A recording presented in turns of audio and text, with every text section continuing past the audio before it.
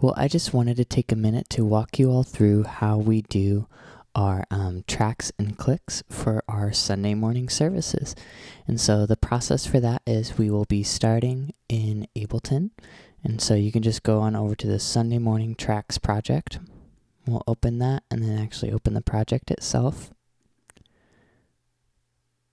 And for our Sunday morning services, all we basically really do are we have a backing pad and then a click track that goes along with that. And so there are a few steps that are kind of part of the process of this, and that first involves undoing or changing the names of the songs and the different tracks from the previous week's set list, adjusting the clicks, and then adding in the correct backing pads for the keys for the set list that is for this Sunday. So let's go ahead and start by just kind of walking through some of the different outlines of Ableton. So as you're working within Ableton, these different portions here of the of your grid are their different section markers, and I have them spaced pretty far apart from each other just so that there's like basically a 10 to 15 minute pad in case any of our songs go a little longer. And then at the end of the set I have an ending one, an ending section marker, and that's where you'll press a button on your on the laptop, and that will take it to that last little bit, and the pad will fade out so that there isn't a sharp stopping of the track or anything like that. And so just kind of some of the general things with Ableton, each of these pad tracks, I have them set to the right side or output 2. I could do 1 and 2, but then it would be blending in with the track, and so all the pads are output through channel 2, and then all the clicks are output through channel 1. So to turn the click on, that's this little button up here. You'll need to do that every time you open Ableton. And yeah, so then if there's also ever a point where you need to add a new section marker, you just click where you want it to be and hit this set button right there. So, and then highlight it and delete it if you don't need it. Our set list for this upcoming Sunday, I think, will be just about 3 songs, 3.5 or so. And so this will be perfect, working from these 3 that are already in here, and then the ending. If I needed to add a 4th, I could just go pull this one over or change the title of my ending one to be a little farther back, and also make this one my ending one. So those are some different ways you can do that. And then as far as zooming in and zooming out within Ableton, you can do that either with the trackpad or the plus button on the laptop and the minus button. When we're working on changing the clicks, you'll need to automate that, and so that'll be the A button, but I'll get into that in just a second. So let's go ahead and work on renaming these different section markers as opposed to the actual tracks.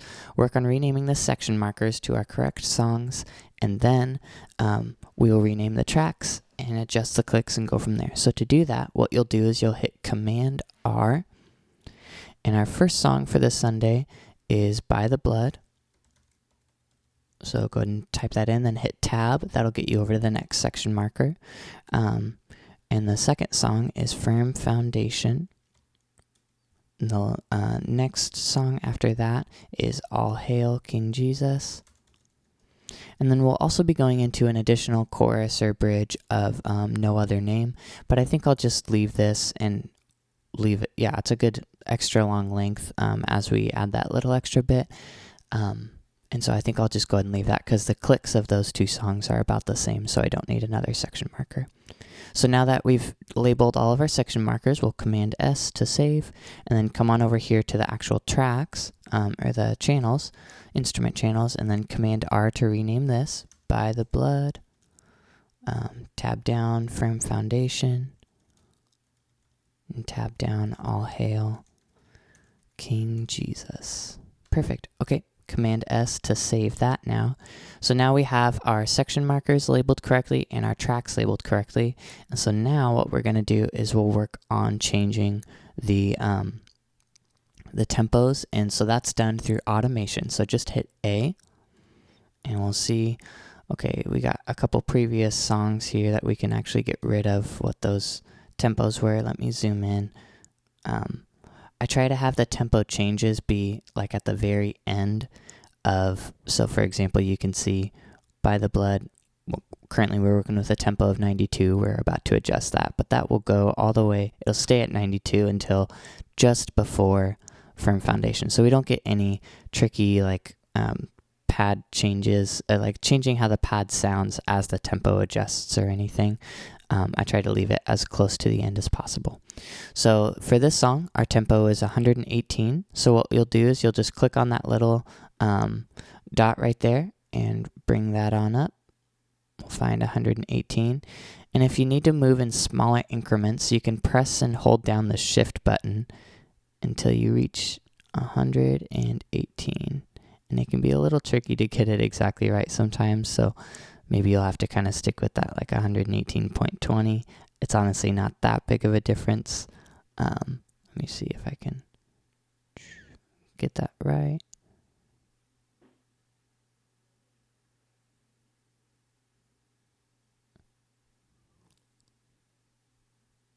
There we go. Perfect.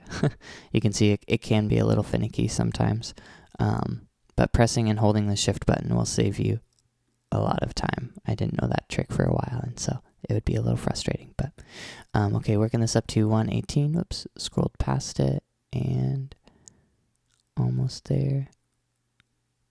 Boom. Perfect. Okay, I will mention if I couldn't get it exactly to 118, what you can also do is if it's like 117.5, that's a 0.5 difference throughout the song, so that won't change how your pad sounds or anything. So even though I just mentioned having this tempo change towards the end, such a slight change throughout the song isn't going to make much of a difference. It's more the bigger ones. So we'll Command S to save that. Okay, Firm Foundation is 75 BPM, so let's press and hold this guy. Press and hold the shift button, get that to 75, that's perfect. And then let's see. Okay, now let's find this next section marker and bring this up to 75. Perfect, there we go. We'll save that there. And our last song is actually already at 74, which is great. If you're ever, a little trick I've also done is, again, sometimes adjusting the automation down here can be a little finicky. So if you go over here, this is the range within which you can adjust your tempos. So if I typed in 74 and hit enter, that would be the lowest tempo I could bring it down to. So if you're ever like having trouble getting it to exactly the right number, just type that in, and that can sometimes be helpful. But then I do like to bump it back to the full range so that I can see where the tempo is in relation to everything else. So let's see what we have here. We have By the Blood at 118 throughout. Oh, looks like this one got bumped up to 78 somehow. I must have missed that. So let's bring that back down to 75. Perfect. Okay, and let's confirm that stays. Yep, we're looking good. Awesome. And then 74 all the way to the end. Okay, sweet. So what we've done so far, well, I think I just saw a little track up there that I must have missed. Oh well. We'll get that out of there. And that's just deleting backspace. So now we'll save real quick. So far what we've done is we've renamed all of our section markers, our instrument tracks, and adjusted the tempos. So then the last thing to do is to pull in the actual pads. And so we're in this backing pads folder here.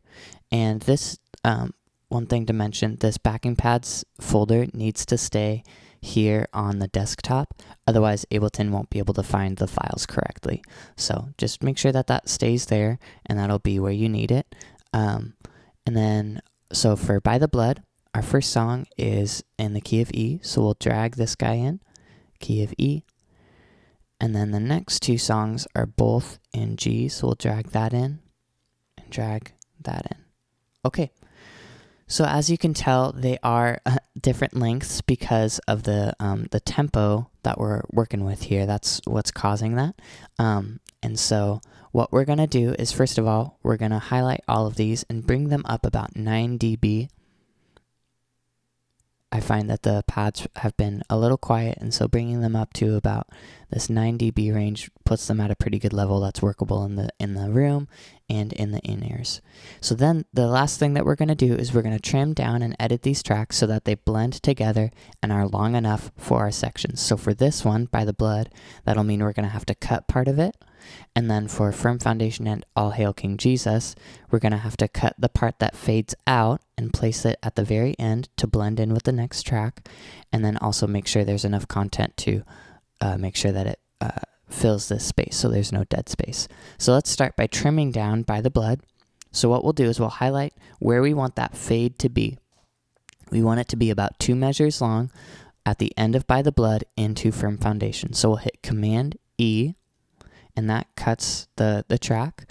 And then let's go ahead and just highlight over it and bring it back to about there. And then we'll pull this all the way back again so we can get that little crossfade. And so again, I mentioned it should be about 2 measures of fade. So I can see 1285, 1287. That's kind of what I'm shooting for. And so now I'll pull this back over and then zoom in a little more and get this narrowed down. Boom, probably to about there. And that should do it, especially when there's a key change. So for example, from E to G, you really want to make sure that pad blending works well. And about 2 measures is a pretty good length of time. So now for this next one, what we're going to have to do is actually lengthen it. So you can see our pad ends right here, but I want it to end up here. So what we're going to do is we're going to Command E this last little bit, and that's where our fade out is. We'll bring that up there. And then based on how much extra length there is here, I'm going to cut right there to then copy, Command C, and paste, Command V. So let's make sure there's no kind of dead space between. Okay, perfect. And then scrolling on over here. Oh, looks like there is a tiny bit of space there, so let's bring that over. Okay, and now let's make sure that this fade is the right amount of measures. 1795 to 1797 is where we actually want that. That's 2 measures, so now we'll cut that down and bring it on back.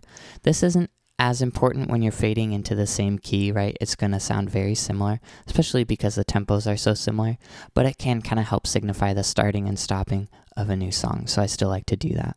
So we'll save real quick, and then we'll do this with the last song, All Hail King Jesus. So again, we have a lot of space between the end here, so we'll just cut this and shift it on over, and then look at how much space we have here.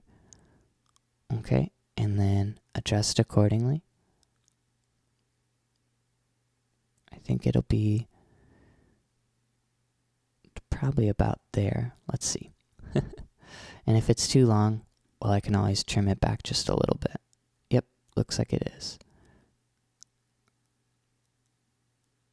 So what we'll do is we'll actually kind of redo that. Let's see. We got 1, 2, 3, 4, 5, 6. 1, 2, 3, 4, 5, 6. Okay, I think this will be the correct spot. So again, we'll cut with Command E and then paste this. Yep, that looks a little better. Okay, make sure that's all good. Make sure this is all good. And now let's check that ending. Okay, this is definitely more than 2 measures. So let's trim it down. Let's see how long that is. That's 208 to 211. Let's go 2508. Perfect. Okay, there we go. I think that should be everything. Awesome. Okay, so then when you trigger each of these pads, what you'll want to do is make sure you're clicked into the Ableton app. Sometimes if you're working outside with something else, like say you minimize this and suddenly you're working in Finder and then open Ableton. Well, anyway, sometimes you just have to make sure you're actually clicked into the app for the triggers to work. And by triggers, I mean the different section markers that we have already pre-mapped. To adjust those, you'll just go over here to this key button, and then you can, so you can see key 1 and 2 and 3 and 4 are the different triggers. Again, if we had a 4th song, this 4 would be that 4th song, and then I could go over here to this one and make that number 5 for like my ending. But We won't be using that for this Sunday, so I'll just backspace that. And then to get out of this key view, you just hit that. So one thing that's cool about Ableton is if you're ever in like automation view or key view, you just hit those same buttons to get out of it. Ableton, I feel like, is intimidating at first. It looks really intimidating, but it's actually a pretty easy, self-explanatory in a lot of ways. It does a lot of work for you in that regard. So this should be how to set up a session. Just make sure Sunday morning you go up there to preferences and your audio output is set to the Scarlett audio interface, and you'll be good to go. So thank you so much for watching this, and I hope it was helpful.